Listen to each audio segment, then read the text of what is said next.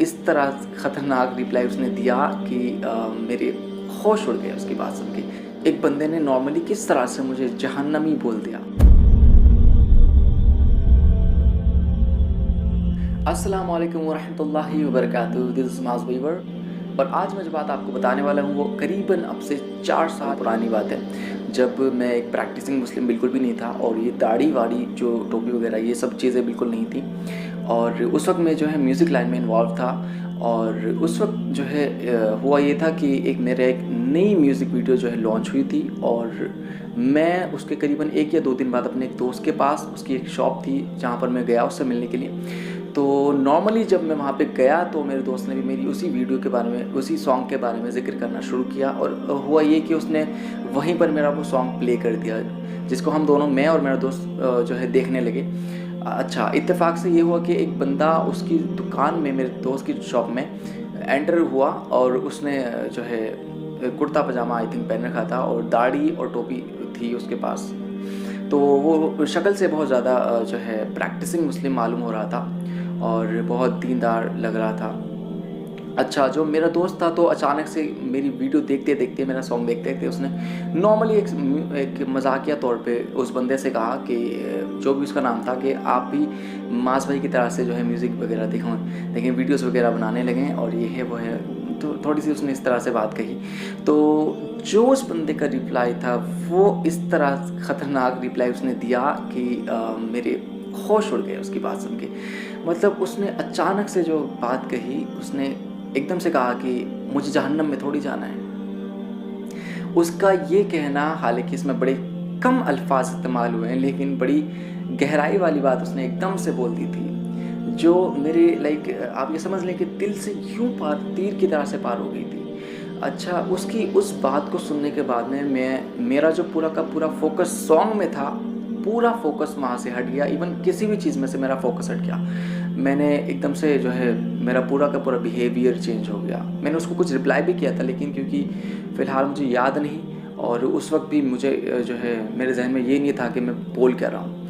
लिहाजा पूरा दिन जब मैं घर पे भी गया, मेरा जहन उसकी बात से हट नहीं रहा था, क्योंकि उसने बहुत बड़ी बात कही थी।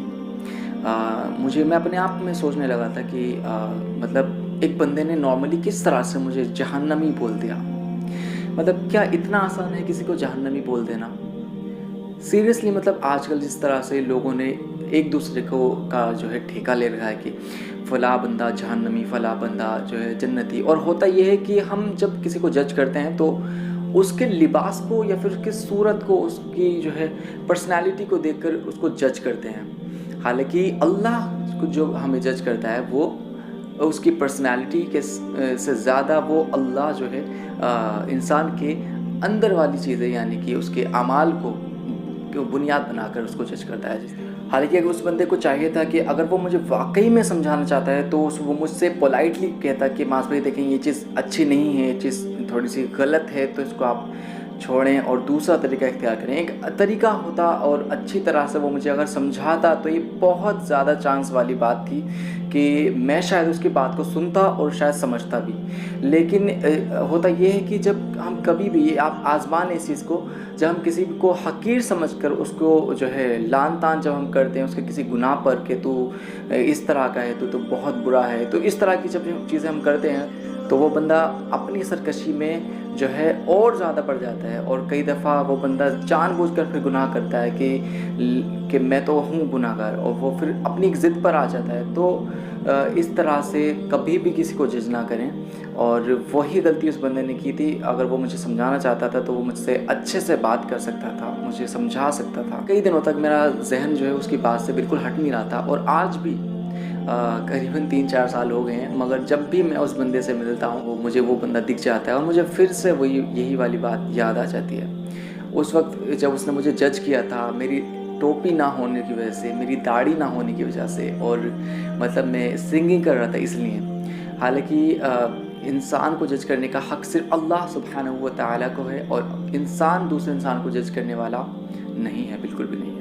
तो तकब्बुर एक बड़ी ख़तरनाक चीज़ है जिससे हम सबको बचना चाहिए। और मैंने किसी शख्स से बड़ी ज़बरदस्त बात सुनी कि पैसों के तकब्बुर से बचना आसान है इल्म के तकब्बुर के मुकाबले में। है कि जब हमें हमारे पास एक इल्म आ जाता है और हम थोड़ा से दीन के जो है अहकामात को फॉलो करने लगते हैं, तो हमें लगने लगता है कि तमाम इंसान हमारे अलावा जो घूम रहे हैं सब तमाम के तमाम जहन्नमी हैं और ये तो जन्नत से इनका कोई लेना देना नहीं। इस तरह की फीलिंग आने लगती है। लिहाजा इस वीडियो को बनाने का मकसद सिर्फ यही था कि हम तकब्बुर से थोड़ा सा परहेज़, बल्कि पूरी तरह से परहेज़ करें और लोगों को जज ना करें। मैं बहुत से लोगों को समझाता हूँ कि किसी को भी जज ना करें, इसका हक़ सिर्फ अल्लाह सुब्हानहू व तआला को है।